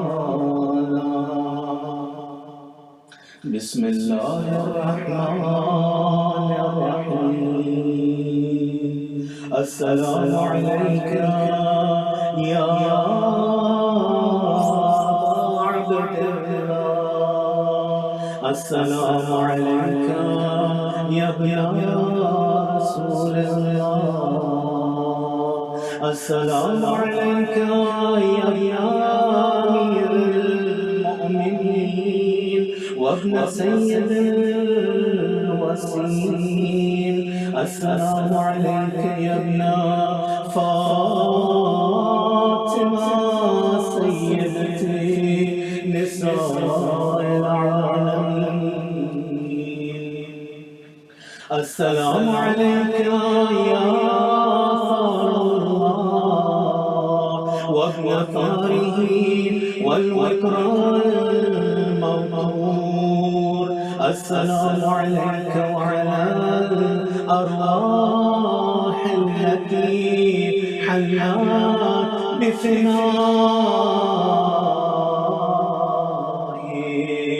عليكم مني جميعا سلام الله أبدا ما بقيت وبقي الليل والنهار. يا أبا عبد الله لك عظمت الرزية وجلت وعظمت المصيبة بك علينا وعلى جميع أهل الإسلام. وجلت وعظمت مصيبة في السماوات على جميع أهل السماوات. فلعن الله أمة أسست أساس الظلم والجور عليكم أهل البيت. ولعن الله أمة دفعتكم عن مقامكم وأزالتكم عن مراتبكم التي رتبكم الله فيها. ولعن الله أمة قتلتكم. ولعن الله الممهدين لهم بالتمكين من قتالكم. برئت إلى الله وإليكم منهم ومن أشياعهم وأتباعهم وأوليائهم. يا أبا عبد الله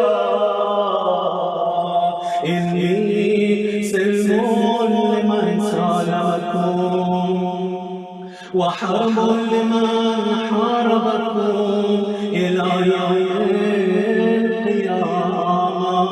ولعن الله لزياد وآل مرضان. ولعن الله بني أمية قاتبتان.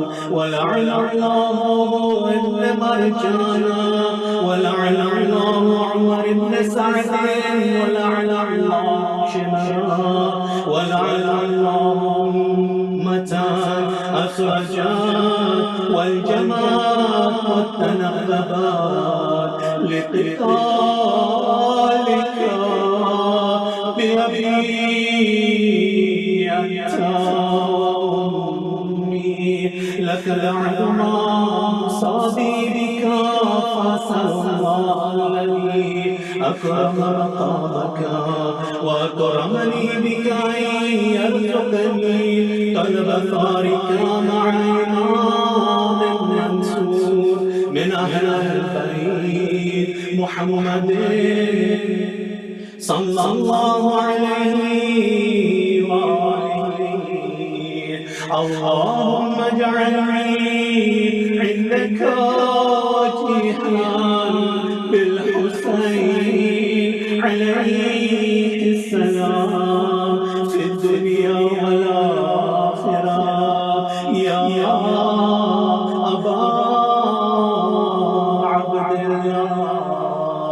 إني أتقرب إلى الله وإلى رسوله وإلى أمير المؤمنين وإلى فاطمة وإلى الحسن وإليك بموالاتك وبالبراءة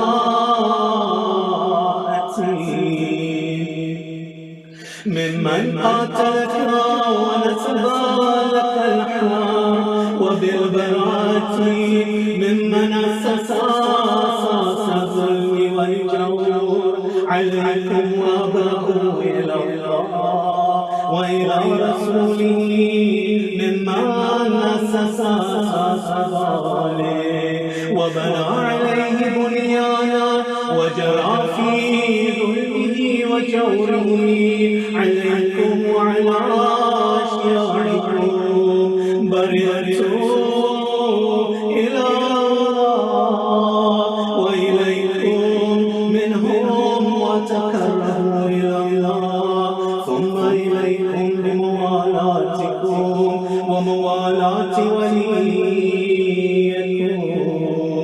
وبالبراءة من أعدائكم والناصبين لكم الحرب وبالبراءة من أشياعهم وأتباعهم. إني سلم لمن سالمكم وحرب لمن حاربكم وولي لمن والاكم وعدو لمن عاداكم. فأسأل الله الذي أكرمني بمعرفتكم ومعرفة أوليائكم ورزقني البراءة من أعدائكم أن يجعلني معكم في الدنيا والآخرة وأن يثبتني عندكم قدم صدق في الدنيا والآخرة. وأسأله أن يبلغني المقام المحمود لكم عند الله وأن يرزقني طلب ثاري مع إمام هدى ظاهر ناطق بالحق منكم. وأسأل الله بحقكم وبالشأن الذي لكم عنده أن يعطيني بمصابيبكم أفضل ما يعطي مصابا بمصيبتي مصيبة ما عاتبها وعاتبها رثيتها في الإسلام وفي جميع السماوات والأرض. اللهم اجعلني في مقام هذا ممن تناله من صلوات ورحمة ومغفرة. اللهم اجعل محياي محيا محمد وآل محمد ومماتي ممات محمد وآل محمد. اللهم إنا هذا يوم تبركت به بني أمية وابن عاقلة الأكباد اللعين ابن اللعين على لسانك ولسان نبيك صلى الله عليه وآله في كل موطن وموقف وقف فيه نبيا صلى الله عليه وآله. اللهم لعن أبا سفيان ومعاوية يزيد بن معاوية عليهم منك اللعنة أبد العابدين. وهذا يوم فرح فيه زياد وآل مروان بقتلهم الحسين صلوات الله عليه. اللهم فضاعف عليهم اللعنة منك والعذاب الأليم. اللهم إني أتقرب إليك في هذا يومي وفي موقفي هذا وأيام حياتي بالبراءة منهم والعنة عليهم وبالموالاة نبيك وآل نبيك عليه وعليهم السلام. اللهم لعن أول ظالم ظلم حق محمد وآل محمد وآخر تابع له على ذلك.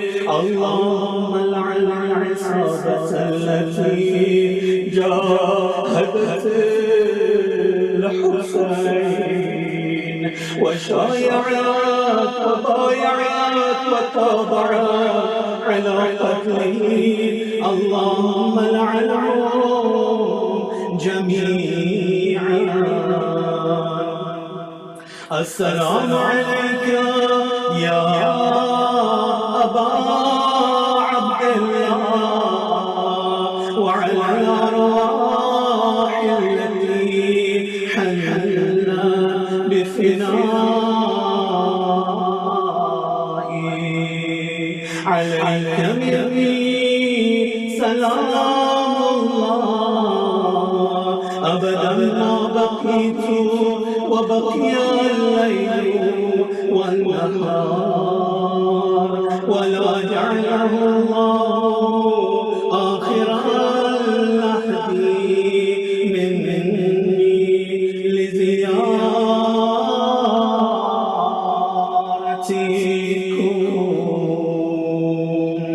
السلام على الحسين وعلى علي بن الحسين وعلى أولاد الحسين وعلى أصحاب الحسين. اللهم خذ أنت ولا ظالم باللعن مني وابدأ به أولا ثم العن ثانيا والثالث والرابع. اللهم لعن يزيد خامسا ولعن عبيد الله بن زياد وابن مرجانا وعمر بن سعد وشمرا وآل أبي سفيان وآل زياد وآل مروان إلى يوم القيامة. سجود. اللهم لك الحمد حمد الشاكرين لك على مصابحين. الحمد لله على عظيم رزقيته اللهم ارزقني شفاعة الحسين يوم الورود وثبت لي قدم صدق عندك مع الحسين وأصحاب الحسين الذين بذلوا وحجبوا دون الحسين عليه السلام.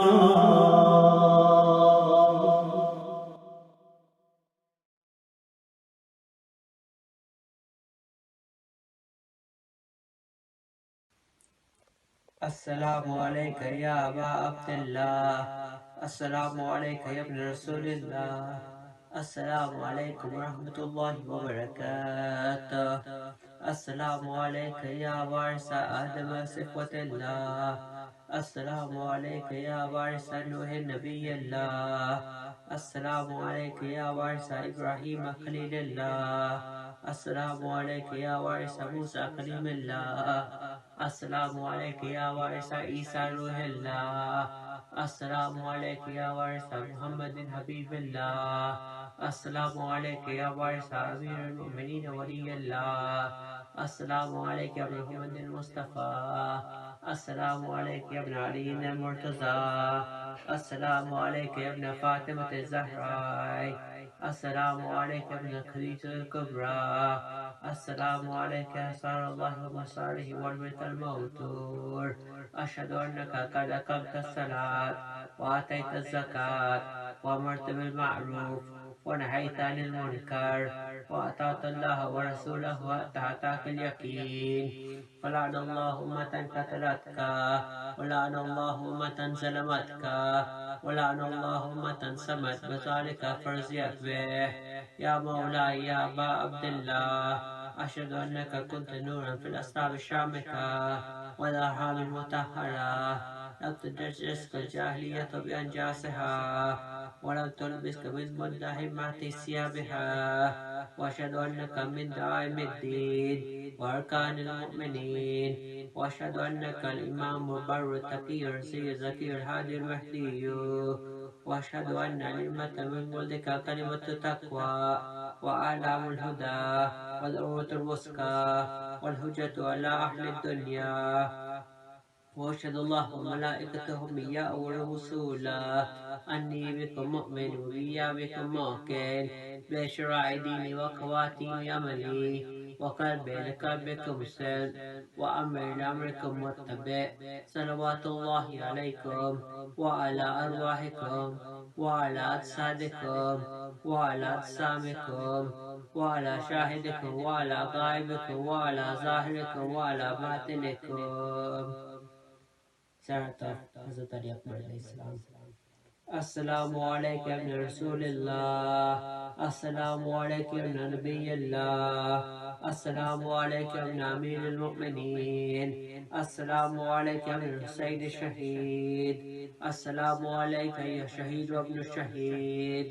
السلام عليك يا المظلوم وابن المظلوم. لعن الله أمة قتلتك ولعن الله أمة ظلمتك ولعن الله أمة سمعت بذلك فرزيت به. سائر الشهداء. السلام عليكم يا أولياء الله وحباه. السلام عليكم يا أصفياء الله ووداه. السلام عليكم يا أنصار دين الله. السلام عليكم يا أنصار رسول الله. السلام عليكم يا أنصار أمير المؤمنين. السلام عليكم يا أنصار فاطمة الزهراء سيدة نساء العالمين. السلام عليكم يا أنصار أبي محمد الحسن بن علي ولي الزكي الناصح. السلام عليكم يا أنصار أبي عبد الله. بأبي أنتم وأمي تبتم وتابت الأرض التي فيها دفنت وفزت فوزا عظيما. فيا ليتني كنت معكم فأفوز معكم. سائر حضرت المفضل عباس عليه السلام. السلام عليك يا أبا الفضل عباس بن أمير المؤمنين. السلام عليك يا ابن سيد الوسيين. السلام عليك يا ابن أول القوم إسلاما وأقدمهم إيمانا وأقومهم بدين الله وأخوتهم على الإسلام. أشهد لك أن نصحت لله ولرسوله ولأخيك فنعم لك المواسي. فلعن الله أمة قتلتك ولعن الله أمة سلمتك ولعن الله أمة استحلت منك محارم وانتهكت حرمة الإسلام. فنعم الصابر الجاهد محامي الناصر والأخ الدافع واليكيه المجيب إلى طاعة الرافع الراغب فيما زهد فيه غيره من الثواب الجزيل والثناء الجميل. والحقق الله بدرجة آبائك في جنات النعيم. السلام عليك يا سادات وموالي جميعا ورحمة الله وبركاته. السلام عليك يا مولى والمولى. السلام عليك يا غريب القربى. السلام عليك يا سلطان الأرب والأجام. السلام عليك يا أبا الحسن علي بن موسى رضا ورحمة الله وبركاته. السلام عليك يا بقية الله في أرضه. السلام عليك يا مولانا يا صاحب الأسر والزمان. الأمان الأمان الأمان بفتنة الزمان. السلام عليك يا خليفة الرحمن. السلام عليك يا شريك القرآن. السلام عليك يا إمام الإنس والجان. السلام عليك يا إمام زماننا هذا. أجل الله تعالى فرجك وسهل الله مخرجك وظهورك وجل من صالك ورحمة الله وبركاته. اللهم صل على محمد وآله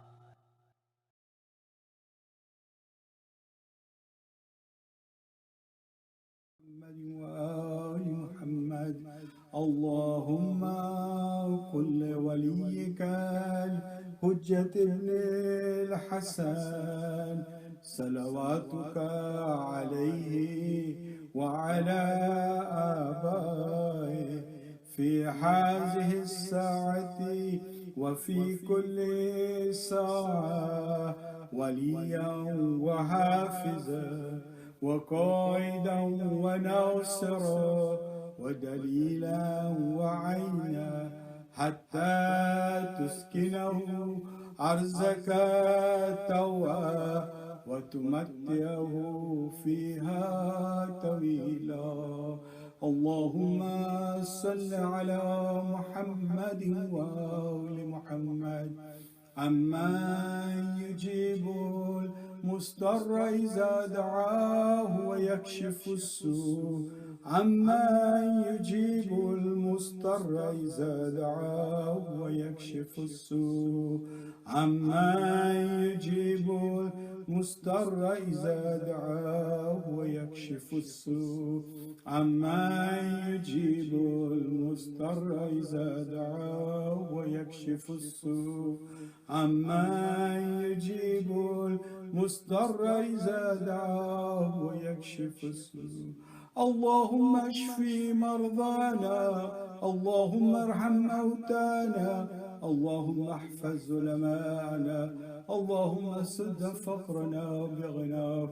اللهم غير سوء حالنا بحسن حالك برحمتك يا أرحم الراحمين. اللهم صل على محمد.